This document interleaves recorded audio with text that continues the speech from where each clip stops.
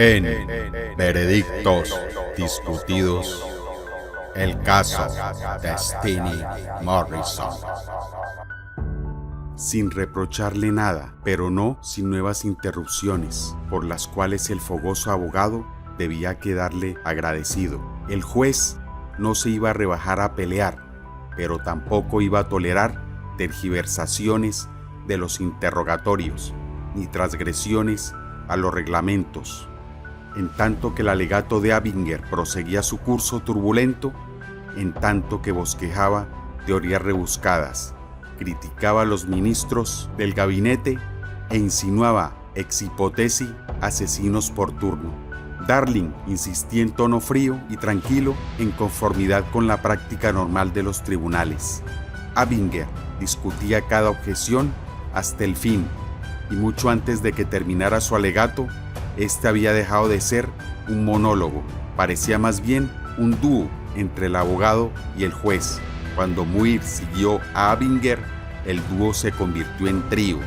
Muir habló, Abinger protestó, Darling terció, y en ocasiones, cuando Steen interpuso algo, el trío se convirtió en un cuarteto. El calor siempre produce calor. La excitación produce excitación. La cosecha de histeria estaba ahora en plena siega. El octavo día había pasado en disertaciones. A la tarde, cuando el tribunal levantó la sesión, Muir, Abinger, Darling y Steen estaban a mitad de camino hacia el lado de Muir. El final del proceso estaba ahora a la vista. El momento de la decisión no podía ser demorado por mucho tiempo, pero en una reunión desbordante de sensacionalismos, todavía había de producirse una última sorpresa. A la mañana siguiente, cuando el juez Darling se sentó, fue Abinger y no Muir quien ocupó su lugar. Con aspecto cansado y decaído, había trabajado la mitad de la noche. Solicitó autorización para presentar otras pruebas. El juez dio su consentimiento y en medio de un susurro de comentarios, el agente de policía Greaves se abrió paso para declarar. ¿Quién era? ¿De dónde venía? ¿Qué tenía que decir?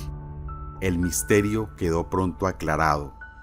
Greaves había estado en servicio en la guardia de la comisaría cuando los pesquisas llevaron al preso. Había oído a Steen preguntar ¿por qué me traen aquí? Y había oído contestar a uno de los empleados: ya le he dicho, se sospecha que es culpable de asesinato. Inmediatamente llevaron a Steen al calabozo. En el primer momento Greaves no dio importancia a este incidente. Se consideró obligado a proceder solo cuando leyó en el periódico una relación del juicio de Steen. Escribió entonces una carta a Abinger manifestándole lo que sabía, expresándole pocos deseos de declarar, asegurándole que intervendría por los intereses de la justicia. En resumen, la noche anterior había sido llamado a la comisaría mientras estaba de servicio y entrevistado por Abinger y el jefe del Departamento de Investigaciones Criminales. Si Greaves decía la verdad sobre la conversación oída en la guardia, o para ser brutalmente claro, si los jurados creyeran que así era, aquí fracasaba uno de los argumentos más apreciados de Muir. No importaba ahora si Wesley, al proceder al arresto, había dicho asesinato. Steen, decía Greaves, había oído la palabra antes de ir al calabozo, y solamente en el calabozo él mismo la había mencionado. Muir asió al vuelo a este testigo suplementario con la fruición de un glotón ante una comida inesperada. Era además policía, un traidor para su bando. Esto endulzaba la fiesta ofrecida. ¿Cuándo comentó usted por primera vez esta conversación?, preguntó Muir. Hace 2 o 3 días. ¿Con quién? Con unos funcionarios. ¿Quiénes son? No puedo decirlo con seguridad, contestó Greaves, pero creo que uno de ellos era el 299H, el agente de policía Heiler. Permítase telefonear a Heiler, dijo el juez Darling, y que nadie le informe de lo que dice este testigo. Mientras se buscaba a Heiler, Muir continuó con el interrogatorio en la forma que se había hecho corriente en el caso. ¿Greaves había sido trasladado con frecuencia de una división a otra? Sí. ¿Había tenido correspondencia con un ex inspector Singh? Sí. ¿Singh había acusado a la policía de perjurio y corrupción? Sí. ¿Greaves había sido suspendido del cuerpo en una ocasión? Sí. ¿Fue por haber hecho una acusación falsa contra un funcionario superior? Bueno, no exactamente. Fue suspendido por hacer acusaciones que no podía probar. Entretanto, Haller llegó al Old Bailey y un elemento de azar apareció en los procedimientos. Ni siquiera el abogado sabía qué iba a decir. Abinger lo hizo pasar al recinto, preguntó su nombre y su grado. Luego, prudentemente, tomó asiento otra vez y dejó lo demás a Muir. Muir debe de haber encontrado irritante lo que siguió. Todas las preguntas de Haller favorecieron a la defensa. En cuanto a él, confirmó completamente a Greaves. Se habían encontrado en la ronda, dijo, hace un par de noches, y Greaves le había descrito lo ocurrido en la guardia. Su historia, como la repitió Haller bajo juramento, correspondía con la que Greaves había dicho en el tribunal. Los antecedentes de Haller eran ejemplares. Muir nada pudo hacer con él. Salió del recinto inconmovible y sin tacha, hecho raro en este espectáculo de maledicencia. Poco quedaba ahora de la teoría insistente de Muir de que en la mente culpable de Stinney terminara la acusación de asesinato, pero fue la lanza del juez la que mató al monstruo moribundo. Este punto que ha sido presentado a ustedes, dijo, como si fuera el punto crítico y decisivo del caso entero, es, en mi opinión, el de menor importancia. A mí no me parecía nada raro que un hombre arrestado, donde él lo fue, a los pocos días del conocido asesinato de Clapham Common, pensara, aunque nada se lo hubiese dicho, que era arrestado por asesinato. Tal vez, envidioso de la locuacidad general, el presidente del jurado intentó responder. «¿Puedo decir?», empezó. «No», el juez Darling lo interrumpió al instante. «No diga usted una palabra. Los jurados nunca deben expresar su opinión, excepto en el fallo.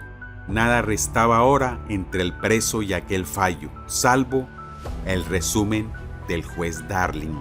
No era este un caso para que su señoría se sintiese cómodo.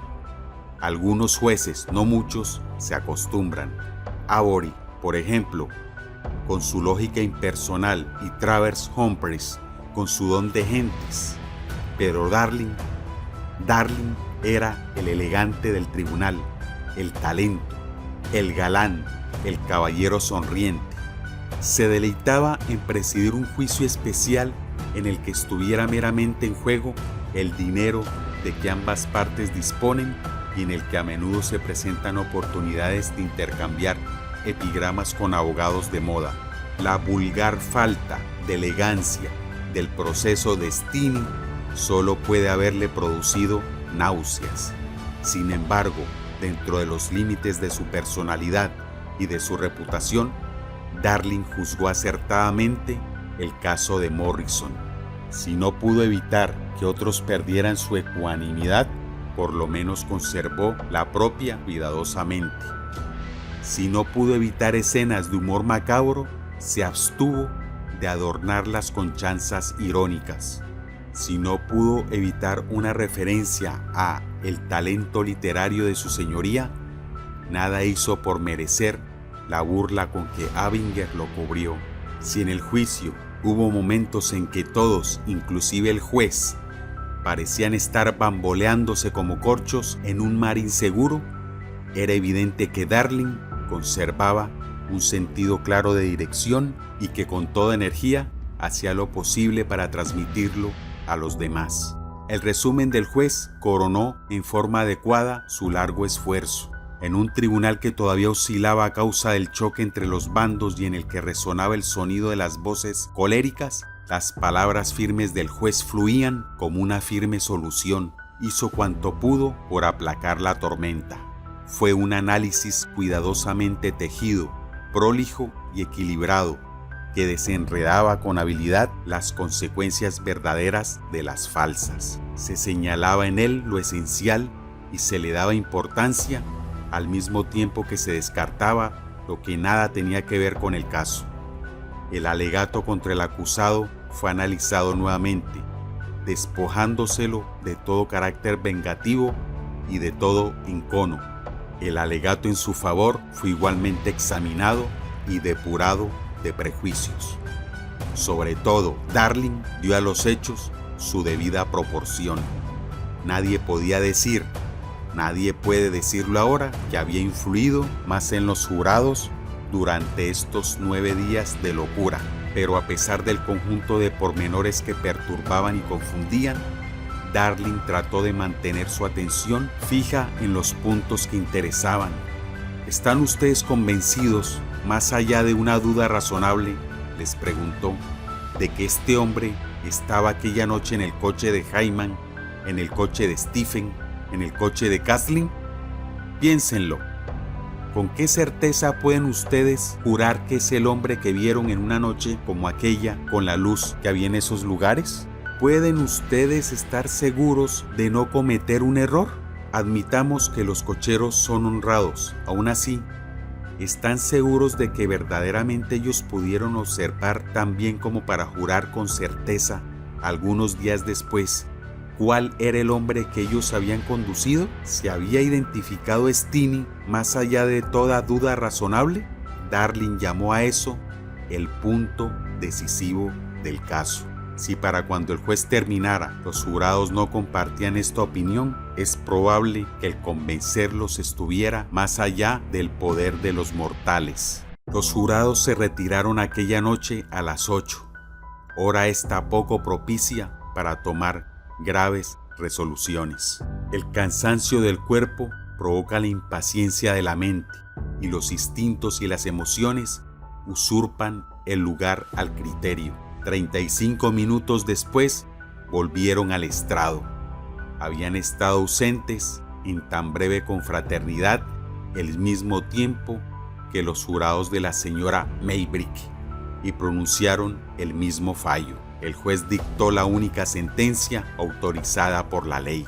Al terminar con las tradiciones palabras de solemne bendición, y quiere el Todopoderoso tener misericordia de su alma, la angustia de Morrison tuvo un desahogo dramático. «Renuncio a tal misericordia», gritó con desesperación. «Yo no creo que haya un Dios, ni siquiera en el cielo». Así cayó el telón en el juicio de Steenie Morrison. Cayó como se había alzado, con el principal personaje declamatorio en el centro del escenario, pero renunciando al Dios que antes había reconocido. Empero había de haber un epílogo. Las autoridades no necesitaron del clamor público para reconsiderar el destino de Steenie Morrison. El fallo había sido indirectamente desaprobado por todos los intelectos calificados para juzgar. Al recibirlo, el juez Darling claramente se había abstenido de expresar su conformidad y había recomendado al acusado que solicitara el consejo de sus abogados para cualquier cosa que tuviese que decir después. La Corte de Apelación en lo Criminal a la que recurrió Steenie pronunció su resolución en una forma muy significativa. Teniendo en cuenta que no estamos autorizados a colocarnos en la situación del jurado, solo podemos llegar a la conclusión de que la apelación debe ser rechazada. Para muchos, por lo tanto, no fue una sorpresa cuando el señor Churchill, que ocupaba entonces el cargo de secretario del Interior, aconsejó al rey suspender la ejecución de Steenie. Esto fue concedido. Se siguió el curso de costumbre. La pena de muerte fue conmutada por trabajos forzados perpetuos. Fue un acto misericordioso, si es cierto que la muerte es el peor de todos los males. Pero Steenie, detrás de las barras de la prisión, deseaba la muerte con desesperación. Se mostraba permanentemente violento, en apariencia con la esperanza de que si se hacía insoportable, se anularía la conmutación de la sentencia. mientras que afuera los abogados trataban de que lo pusiesen en libertad. Adentro, el preso pedía que lo ahorcasen. Finalmente, con prolongados y fuertes ayunos, minó su resistencia física y murió en la prisión de Parkhurst a la edad de 39 años. Steenie ¿habrá muerto con la certeza de su inocencia, víctima torturada de un terrible error? ¿O habrá llevado a la tumba el reconocimiento de su culpa inconfesada e impenitente? En su obra admirable sobre la vida del juez Darling, Derek Walker Smith revela la propia opinión del juez. No tenía yo ninguna duda, observó él a su biógrafo, de que Morrison era culpable. Pero mi opinión era que, si yo hubiese sido jurado, los testimonios que había oído no eran suficientes para probarme, más allá de toda duda razonable, que él hubiese cometido el asesinato. He aquí la diferencia entre este caso y el de la señora Maybrick. El fallo de Steenie fue dudoso, pero no descabellado. Quedó expuesto a la discusión y así quedará para siempre, porque no otorgó al preso el beneficio de la duda y porque estuvo ligado a un proceso que dio escaso motivo de satisfacción.